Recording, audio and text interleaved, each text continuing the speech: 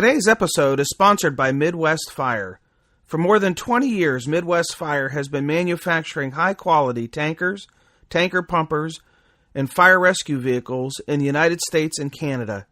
Keeping firefighters safe while enhancing their capabilities is what they do best. To learn more, go to MidwestFire.com.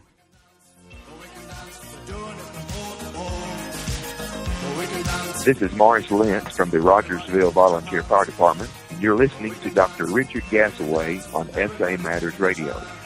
The SA Matters mission is simple. They want to help us see the bad things coming in time to avoid bad outcomes.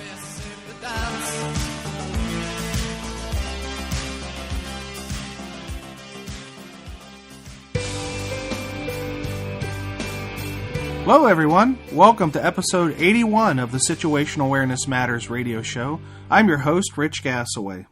The purpose of this show is to improve situational awareness and decision making for individuals and teams who work in high risk, high consequence environments.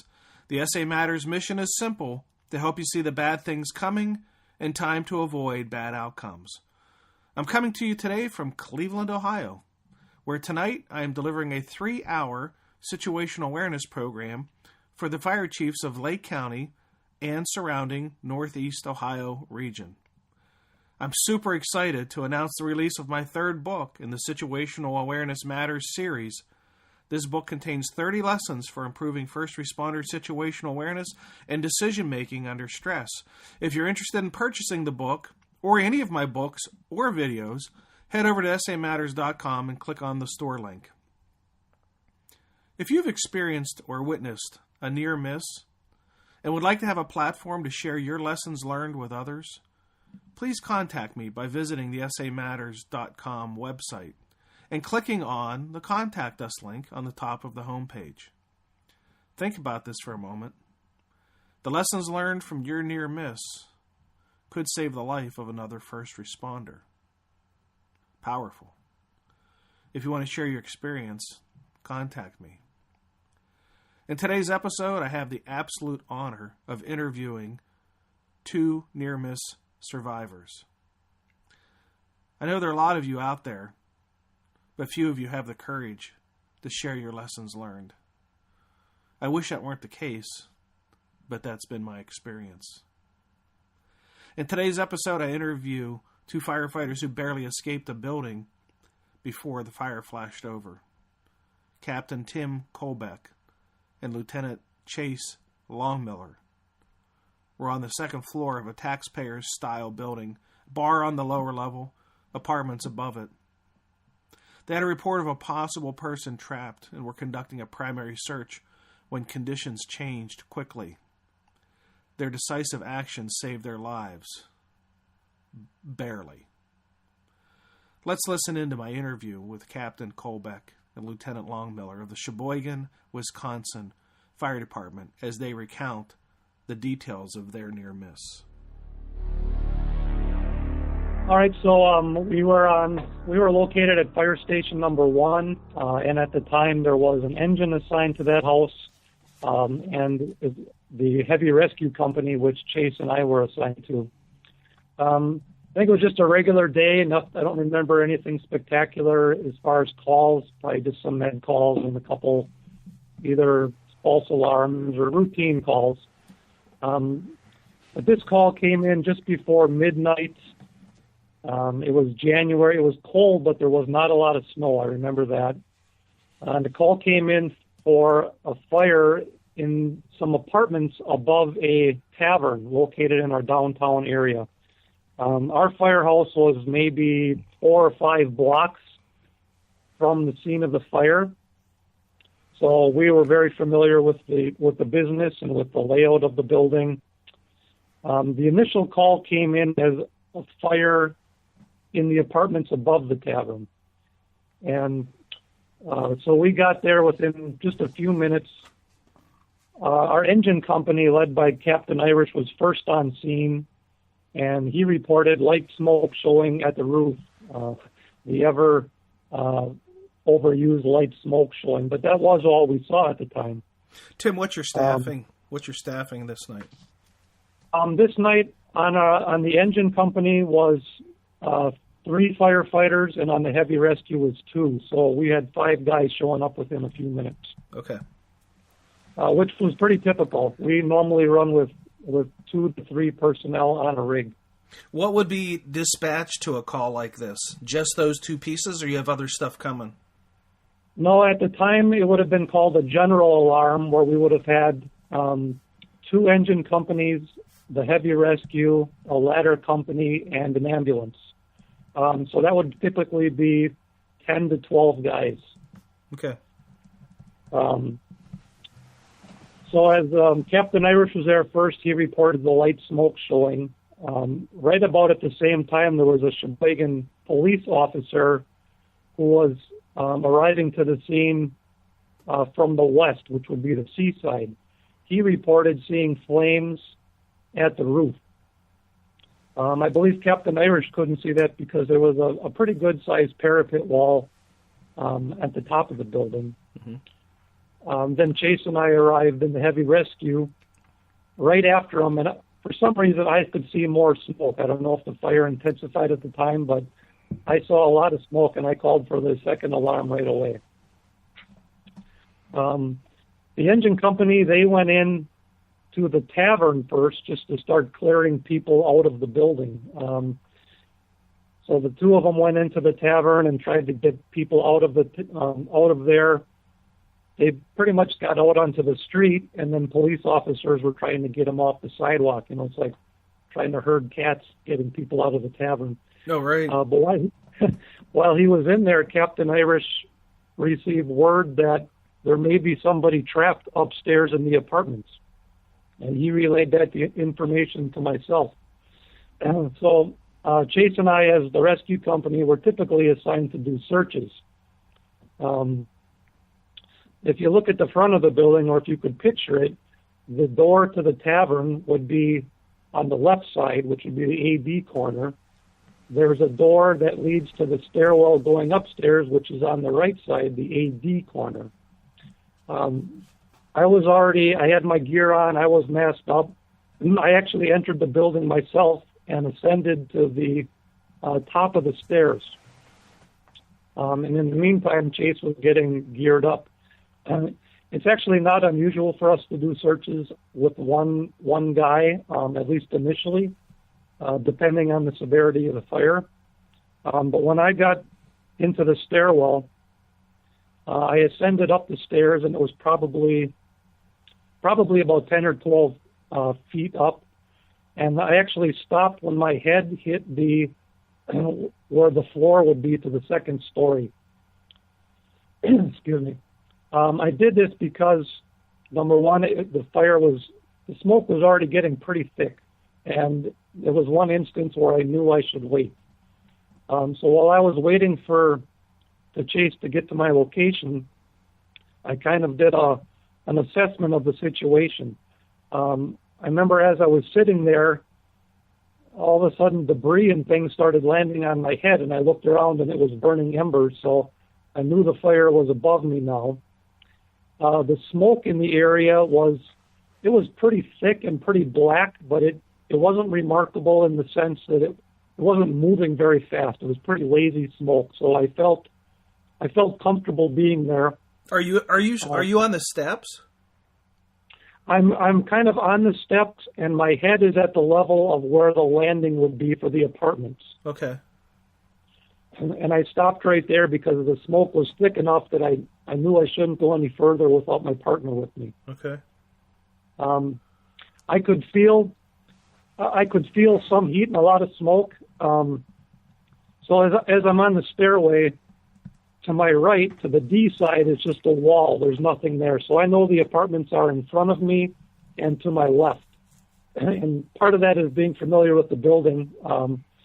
And part of it is just looking at it from the outside and sizing up the building. You know the apartments can only be in one or two directions. Mm-hmm. So as I'm waiting there, I'm feeling the embers fall down on my head, and I can feel the smoke. Everything is coming from the left to the right.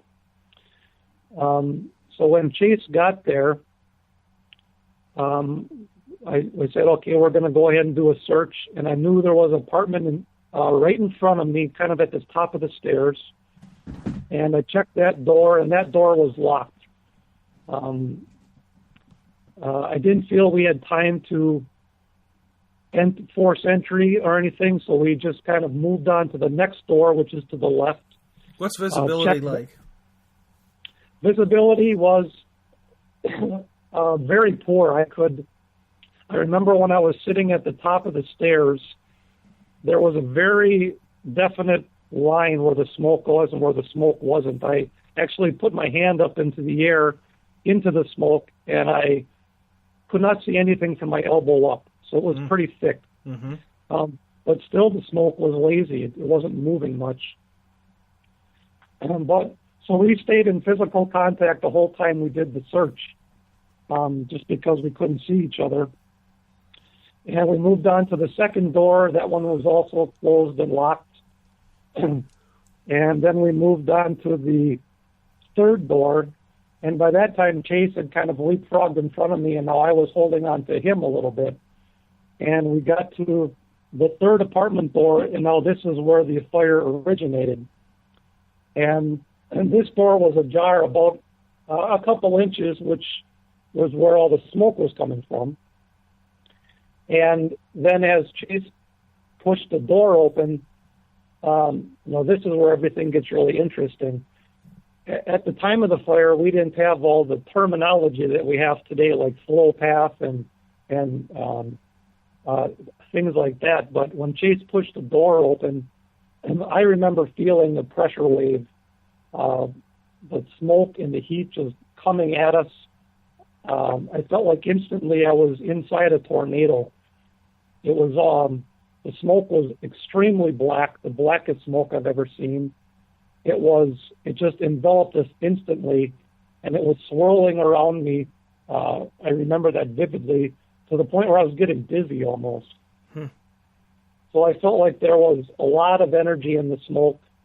And as I'm thinking about this, I mean, it happens in just a second or two, but instantly I knew this was not a place we should be. Now, Chase was still at the doorway, and he actually did something that's pretty profound as I've thought about it over the years, and that is that he waited. We had been partners for a number of years, and we had a really good working relationship, especially in fires. And I think the fact that he waited actually saved our lives. And I think part of it was he sensed that this was a pretty bad fire. But if he would have entered, I would have had to go after him to get him, and I don't think we would have got out in time. Why'd you wait, Chase?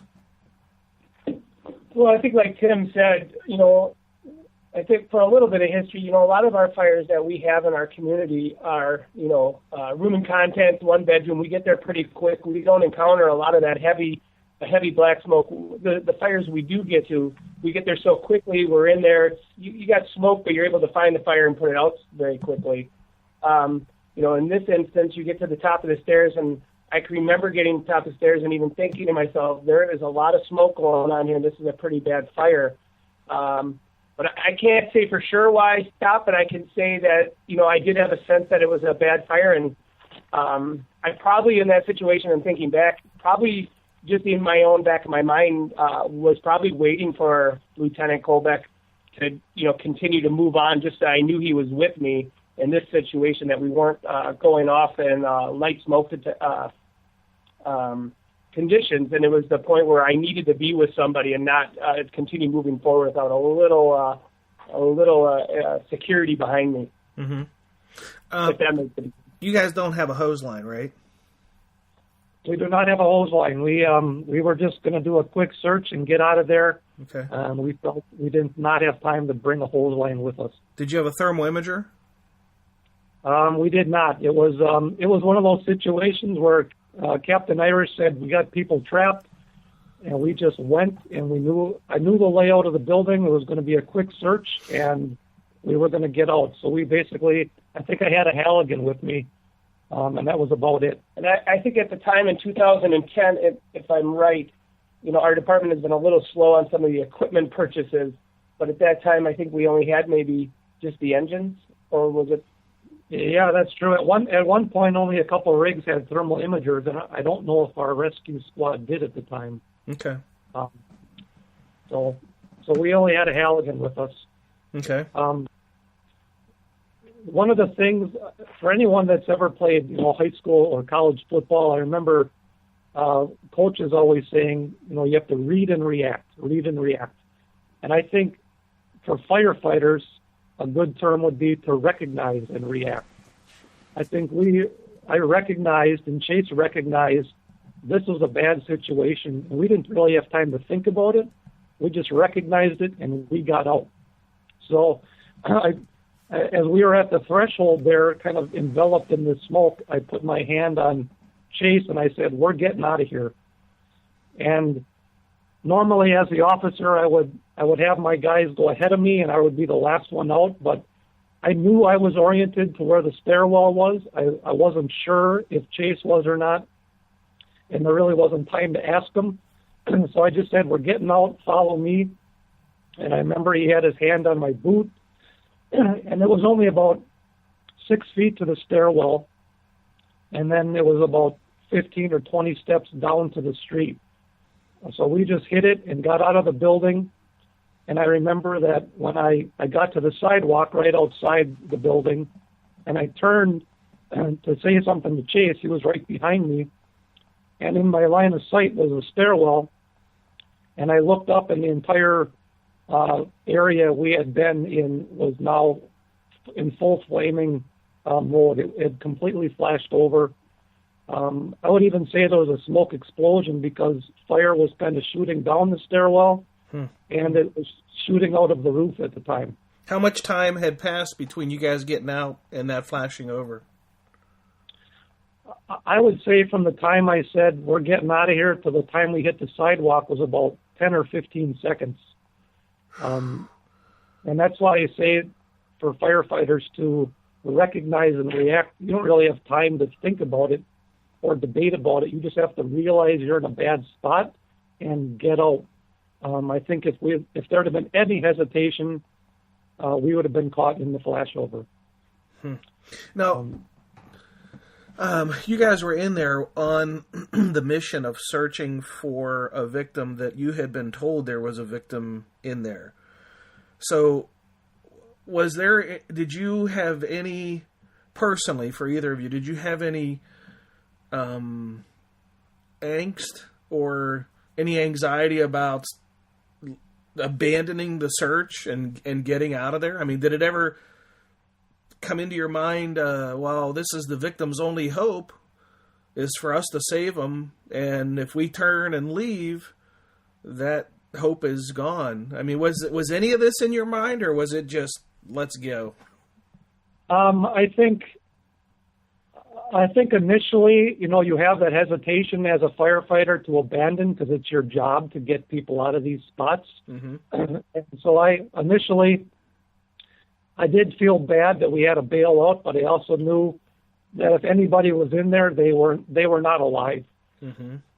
So it's kind of, as soon as you go through that thought process, which takes, just a split second, you realize that you have to get out. And, as an officer, you're sworn to save lives, but sometimes those lives are your crew. You have to get out to save your crew. Right. So at that point, I recognized that if anybody was in there, they had no longer survived. So now the only lives to protect were ours. And so really that makes it an easy decision at that point. Uh-huh. The conditions of the fire made it an easy decision. We had no choice but to get out. Mm-hmm. And your total reaction time was 15 seconds. Make a decision and get out of that environment in 15 seconds. And if there was a 15-second hesitation, you guys wouldn't be on this show. Right. I think if there was any debate or if, I think, like I said, part of it, Chase and I had a good relationship. He knew if I said something, he could believe me. And I know if he said something, I could believe him. And I think we both recognized that it was time to go. I think staying oriented to where the stairwell was important. It would have been very easy to get lost in there. I knew to turn left and straight ahead was a stairwell. If I had turned right and we would have had to back out the same way we got in, that might have been just enough of a delay to have us get caught in the flashover. But there was no hesitation once we decided it was time to go. We knew it was the time to go. So what did the conversation sound like between the two of you after, at the fire scene? Did you turn to each other and say, wow, that was close? It kind of was, actually. When we hit the sidewalk and I turned to talk to him, I don't even remember at this point what I was going to say, but when I looked behind him and saw the fire, I just motioned for him to turn around and look, and he did. And I remember I looked at him, and he had big eyes, and he looked at me, and I had big eyes, and I think we just gave a fist bump and said that was close. And and then went back to work. Right, and then we got a new assignment. It was one of those things where I don't think at the time we had time to reflect on it, but later that day and the next day and as time goes on, that's when we really realized how close we had come to not making it out of there. Mm-hmm. But at the time, the adrenaline's flowing, you got a job to do, you didn't give it much thought. Mm-hmm. Even after you wait a while, after time has gone on, and I think about it now, especially as a new officer in our department, and you think about the importance of working together in a crew, your pair, your two people. While I was there at the threshold, Lieutenant Kohlbeck at the time, Captain Kohlbeck now, had the knowledge and the ability to recognize, essentially, as a lot of things you spoke about on situational awareness, of what was going on around them, and to make that decision at that time, which probably did save our lives. Mm-hmm. If having those two people there and one person having the ability to still be able to recognize what's going on has made a big impression, not on me, but I think on a lot of people, and I think that goes a long way. Mm-hmm. When you guys work 24-hour shifts? Correct. Okay. So when you guys got off shift the next morning, did you go home and tell anybody about this? I think I probably went home and just said, went to bed. I was trying to think if I had a kid at the time. But I don't know.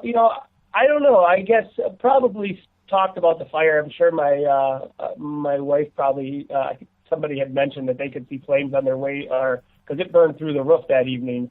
But I don't know. Probably just talked a little about it. I don't know if I don't think I went home and talked much about it. I went to bed.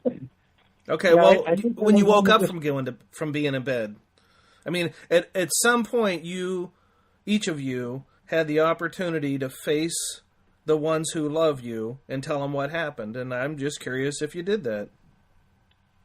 I think I did that later. I think the next day I maybe told my wife we had a working fire and kind of gave some details, but I think it actually took a couple months or a year or more to tell her how close we had come, because part of it takes time to digest it and really realize what went down at the fire and kind of analyze it. But at the same time, you also don't want to, you don't want to scare your family, or you don't want to overly concern them. You want them to have a certain comfort level that when you're at work, you're going to come home the next day. So mm-hmm.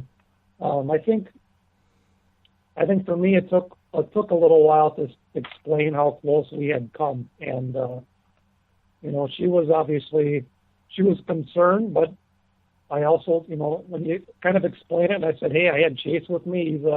He's a guy that's on the ball, and we knew what we were doing, but all that's true, but we also got lucky. It could have been a much different outcome if we would have just spent a few more seconds in there. But I would say too that, and maybe it's not as funny, but I guess I haven't talked about it much, because there's been plenty of other incidents where either Tim and I were together, or even other incidents in 2010. But when I was talking to my wife about this interview and with Tim, the first thing she said to me was, well, why didn't you recognize it right away? And I said, well, that's why we were together.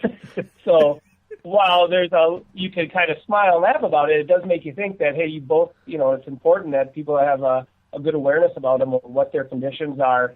And I would say, again, back to what I said earlier about Tim having that ability to recognize what was going on as I was at that doorway was a huge factor in the outcome of where we are today. Mm-hmm. What if you were to offer lessons learned or advice for listeners that comes from having this experience that you guys had? What would you say to them? If I could put a microphone in every firehouse in America right now and say, hey, everybody listen up, there's going to be some lessons shared here, what would you say? I think there's a number of lessons, and and a lot of it starts even before the fires. Just knowing the buildings in your first area. In our department we do building inspections where we enforce codes, but I always tell my guys to spend more time looking at the layout of the building, because that's going to save your life if you're ever in there. And then I would say, for sure, you don't want to get tunnel vision, which is easy to do the bigger the fire. But I'd say as an officer, it's your job to stand back a little bit and make sure you take in a big picture of what's going on around you. I would say that, I think anyone that's had any significant experience in the fire service, you start to develop a gut feeling. And I would say, don't ever dismiss that gut feeling. If everything is telling you to get out of a building, I would react right away. I would not think about it. I would just do it. And then I think a lot of it, is recognizing the smoke difference for me. I mean, I've been in a number of fires where we've had black smoke and thick smoke, but this was different in how much energy was in the smoke, how fast it was moving, how quickly we were just enveloped in the smoke. It was dizzying. And actually it came in handy a couple of years later. We had a fire at an apartment building where the smoke was billowing out of the window the same way. I was first on scene, and I thought right away, this is the same black, thick smoke moving at a high rate of speed, just like this fire. It's going to flash over, and within about a minute, it did flash over. And then, then we were able to use the transitional attack, as we call it now. Hit it from the outside, cool it off. So we didn't rush in and put people in that apartment until we cooled it off. So just recognizing the same smoke. And I think anybody that has seen it, you'll understand what I'm saying. It's a totally different kind of smoke. You'd mentioned the gut feeling, and I know you've said you listen to my podcast, so you know that this is a common discussion point in many of the podcasts. So did you have a gut feeling that it was time to get out of there? Absolutely. I mean, as we tell the story, it takes 10, 15 minutes to tell the story, but actually the whole thought process probably happened in 2 or 3 seconds. And like I said, once we were enveloped in that smoke and it was spinning around us like being inside a tornado, it was like instantly I knew we should not be here and it was time to go.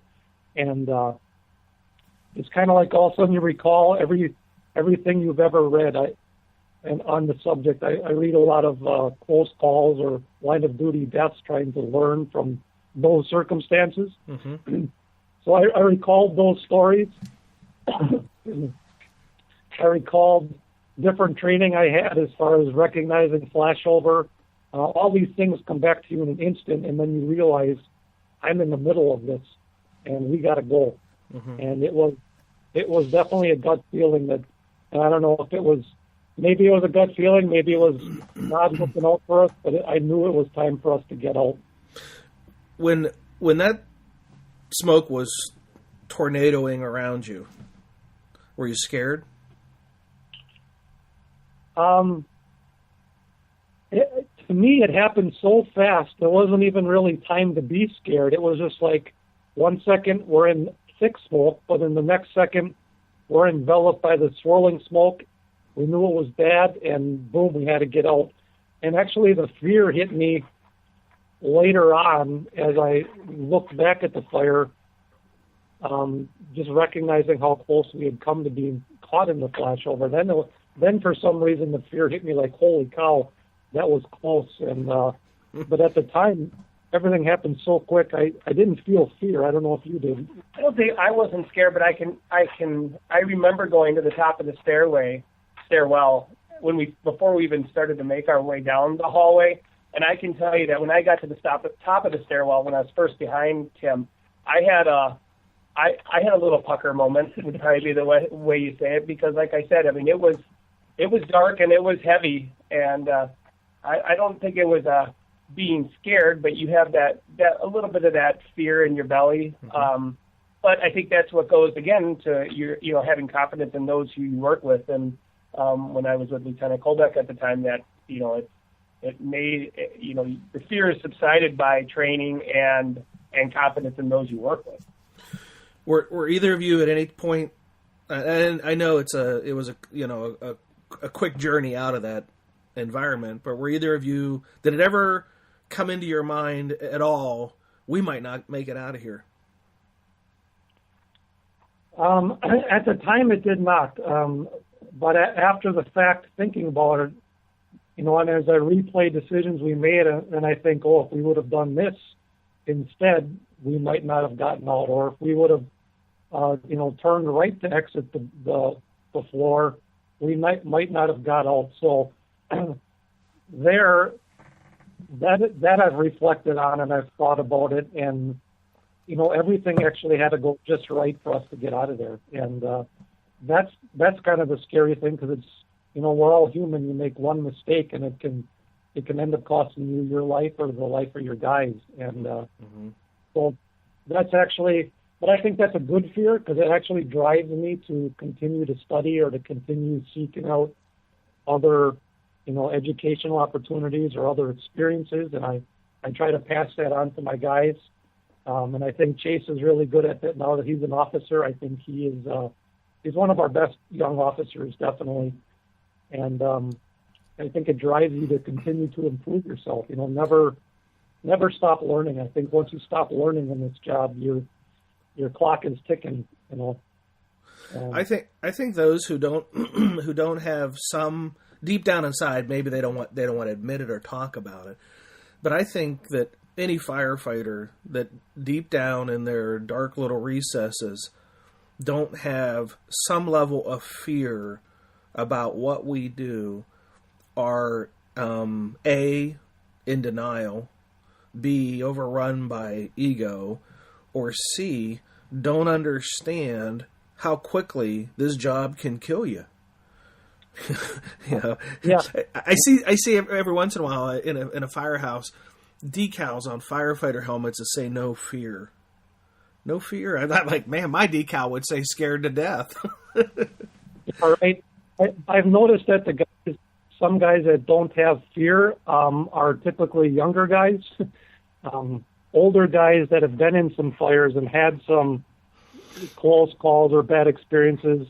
They respect fire, and they get it, how quickly things can change. So I think respect and fear comes with close calls and experience, and you just realize that 1 minute you can be alive and the next minute you're not. We see it all the time on EMS calls where someone wakes up one morning and they're fine, and later that day they've passed away. So we realize life can change quickly in that regard, but we don't often apply it to ourselves, and it's something we have to remember.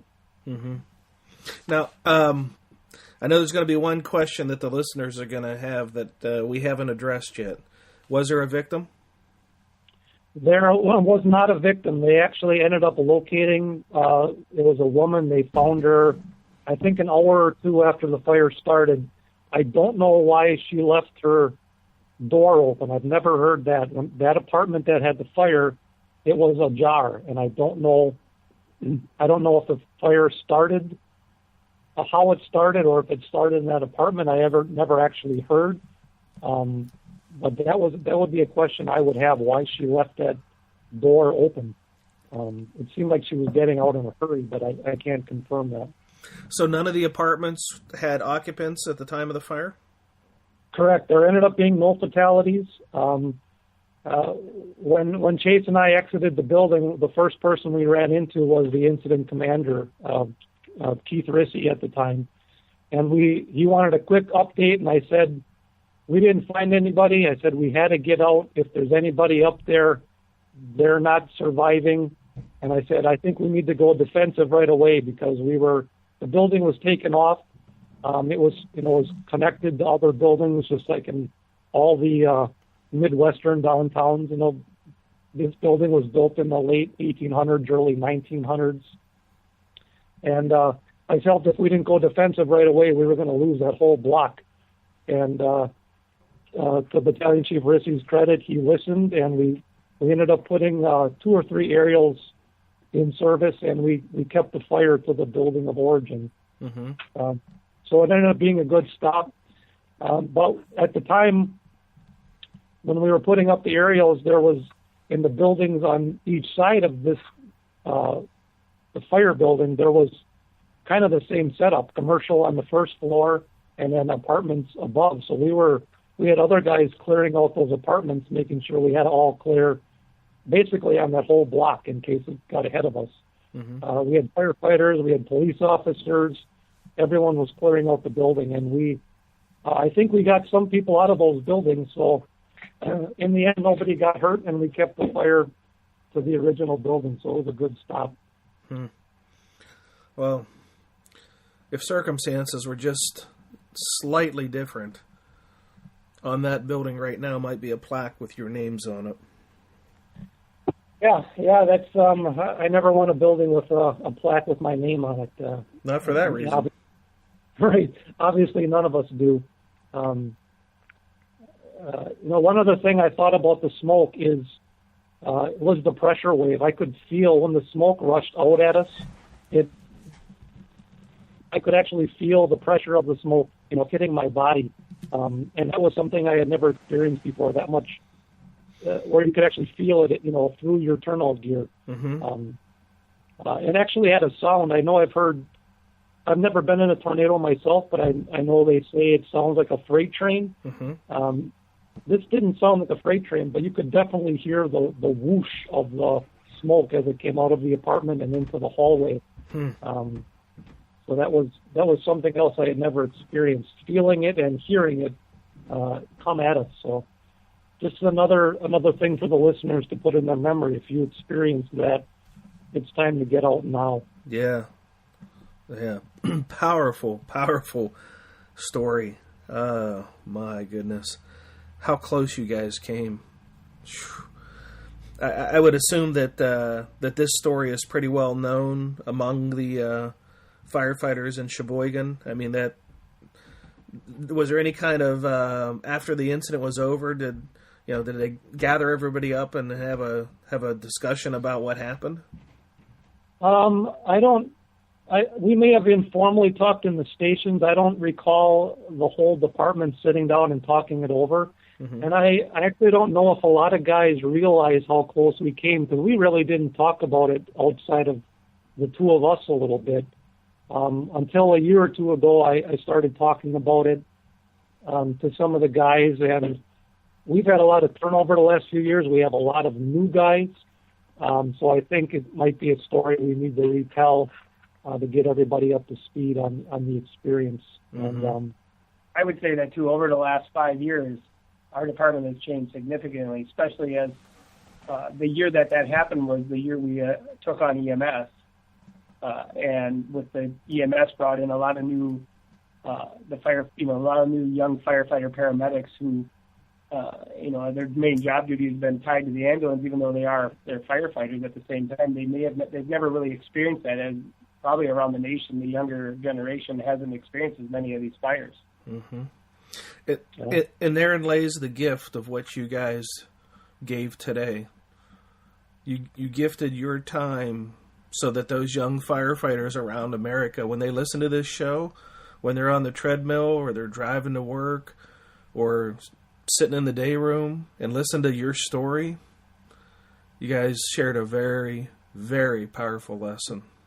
Thank you. I think it's something, I've listened to enough other firefighters tell their story that I think veteran guys really have an obligation to pass on this sort of stuff to younger guys in order to keep them out of trouble. So, I'm thankful for all the stories I've heard of other guys' close calls. I think it's helped me.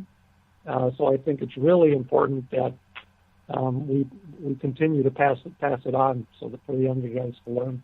And I think just sitting here, even doing this interview and listening to Tim talk, I actually learned something. Sometimes I think as we get older in the job and we don't maybe want to talk about some stories just because you never want to sit there and be that guy, and come off, I don't know what the word is. Yeah. But in hindsight, it is important to talk about this stuff and talk about lessons learned and pass these things on. And it may not be, you may not think it's the biggest thing in the world, but even the simplest little lesson that could be learned may save one of these young guys or a new hire or even a veteran guy down the road just because they remember back. And as like Tim said, that apartment fire we had maybe 3 years ago or 2 years ago, a lot of those same things that he was referencing in this Lives fire, he saw at that apartment complex fire. Mm-hmm. I remember being second into that fire. We weren't working together anymore, but I remember watching those guys at the front door going down that hallway, seeing that smoke blowing out that long hallway, thinking the same thing. So I think Tim makes a great point, and so do you, about sharing these instances and these opportunities to learn from something, even though it may be an older story. Everybody should have an ability to take something away. No, that's not an old story. This happened within 5 years. Feels old. Yeah. Well, thank you guys for coming on the show and sharing your experience. I appreciate it. Well, we appreciate the time and appreciate what you're doing for the whole fire service. Thank you, Captain Kohlbeck and Lieutenant Longmiller, for sharing your amazing story of quick decision-making and strong situational awareness.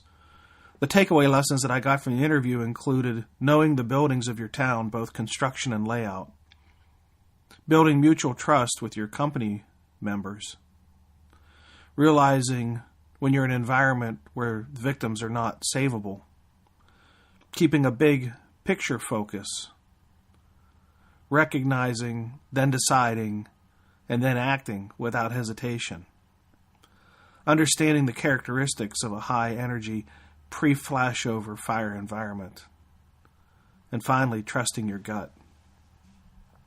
Before I close out today's episode, I want to take a moment to thank the departments and organizations that have hosted recent Situational Awareness Matters tour stops. Your efforts to bring this valuable and powerful training on situational awareness and high-risk, high-consequence decision-making to your members and others in your region are greatly appreciated. The recent tour stops included the Association of Air Medical Transport Conference in Long Beach, California, and thank you to Spectrum Aeromed for sponsoring me and the book signing and the book giveaway. They bought the books that were given away to people who stopped by the Spectrum Aeromed booth. So thank you to Dean Atchison and all the crew at Spectrum Aeromed. The Emergency Preparedness and Hazardous Materials Conference in Valley Forge, Pennsylvania, and the Tennessee Department of Homeland Security in Knoxville, Tennessee. And then by the time this episode airs, we will have been, the program at the Lake County Fire Chiefs Association in Northeast Ohio will also have been complete. If you're interested in attending an upcoming SA Matters tour stop on November 11 and 12, you can join me at the Managerial Association of Emergency Services in Bradenton, Florida on November 11th and Northport, Florida on November 12th. November 13th, I'll be doing a program for the International Association of Fire Chiefs Volunteer and Combination Officers Section Symposium in the Sun in Clearwater Beach, Florida. November 17th, I'll be doing a program for the International Association of Fire Chiefs Company Officer Leadership Symposium in Dallas, Texas. And I'm going to take a short break for the Thanksgiving holiday and enjoy some time with my family. And then on December 1st, I'll be doing the M-STEP conference in Brooklyn Park, Minnesota. December 5 and 6, the Scott Township Fire Department will be hosting me in Evansville, Indiana. This will be the fourth time Scott Township has hosted a tour stop. So thank you for that support of my mission, Scott Township. December 8th, the International Association of Fire Chiefs, another company officer leadership symposium program I'll be doing there in Phoenix, Arizona. December 14th, the SBM Fire Department in Spring Lake Park, Minnesota. And December 27th, the Beaver Falls Fire Department in Beaver Falls, Pennsylvania will be hosting me. If you're interested in an upcoming Situational Awareness Matters tour stop and you want to attend, head over to samatters.com and click on the blue box, the blue one, on the right side of the homepage. It says Upcoming Events Schedule. Here's hoping there'll be a tour stop near you and we'll get a chance to meet up. If you're interested in hosting a Situational Awareness Matters tour program in 2016 for your department or association, contact me through the website and we'll get things set up for you. If you're not a member of the SA Matters community of learners, please consider joining. There are more than 5,000 members connected here on SA Matters, sharing ideas about how to improve situational awareness, how to make better decisions under stress, how to train members to be critical thinkers and resilient problem solvers. Membership is free. Free. When you sign up, I'll send you a special report that I've created for the new members called 25 Best Practices for Improving First Responder Safety.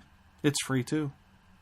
If you're not a member yet, head over to samatters.com and click on the red box on the right side of the homepage. It says Free Membership. As a reminder, every episode of the radio show has a corresponding show notes page on the samatters.com site. All the recent episodes scroll on the homepage, but for older episodes, you can find them by going to samatters.com / and entering the episode number, which always is mentioned at the start of each show. So, for example, if you wanted to listen to episode 60 or see the show notes for episode 60, you just open the browser, type samatters.com / 60. That'll take you to the page. It contains the link to the episode. The show notes page also contains additional information and resources about the episode, and depending on who the guest is, it may also include some scene pictures, video, audio, contact information for the guest there. You can also leave comments about the episode or ask questions. If you want to get connected with me on social media, you can follow me on Twitter, @RichGasaway, or @SAMatters, either one. Got 2 Twitter accounts, @RichGasaway or @SAMatters. The SA Matters Twitter community has more than 16,000 followers of our mission there, and I appreciate every one of you. Thank you for that. If you want to get connected with me on Periscope, that's a app that is owned by Twitter that allows you to watch videos. You can follow me on Periscope, @RichGasaway there, and send out notifications of upcoming live video presentations that I'll be doing on Periscope. You can also get connected on Facebook by joining the SA Matters private Facebook page. To do that, go to facebook.com /groups /SA Matters. Facebook.com /groups /SA Matters. I've got a really great discount running there for group members. 50% off on my new book. Join the group. Inside there is a discount code. Use it. Get half off on the new book. Can't beat that. Everybody likes a deal. On LinkedIn, you can find me at Rich Gasaway. Thanks to everybody who's connected with me on LinkedIn and Facebook. I appreciate your support of my mission there. If you like the show, please consider going to iTunes or Stitcher Radio and subscribing. Search for SA Matters Radio. SA Matters Radio. Please consider leaving some feedback while you're there. If you like the show, give it a 5-star review. That really motivates me to see those 5-star reviews. It'll help me to work harder for you. And it'll help others to find the show. Well, that's it. Episode 81 is complete. Thank you to our guest, near-miss survivors from the Sheboygan Fire Department, Captain Tim Kohlbeck and Lieutenant Chase Longmiller. Thank you to our sponsor, Midwest Fire. They build amazing, all-poly fire apparatus. Check them out at midwestfire.com. It's incredible. I've been to their factory. I've toured it. I've talked to their staff and watched them build fire trucks. Amazing. Super, super quality, super dedicated employees. Top notch. Thank you to our live event hosts, and thank you to our listeners for sharing some of your valuable time with me today. I really appreciate your support of the SA Matters mission. Be safe out there, and may the peace of the Lord and strong situational awareness be with you always. You've been listening to the Situational Awareness Matters radio show with Dr. Richard B. Gassaway. If you are interested in learning more about situational awareness, human factors, and decision-making under stress, visit samatters.com. If you are interested in booking Dr. Gassaway for an upcoming event, visit his personal website at richgassaway.com.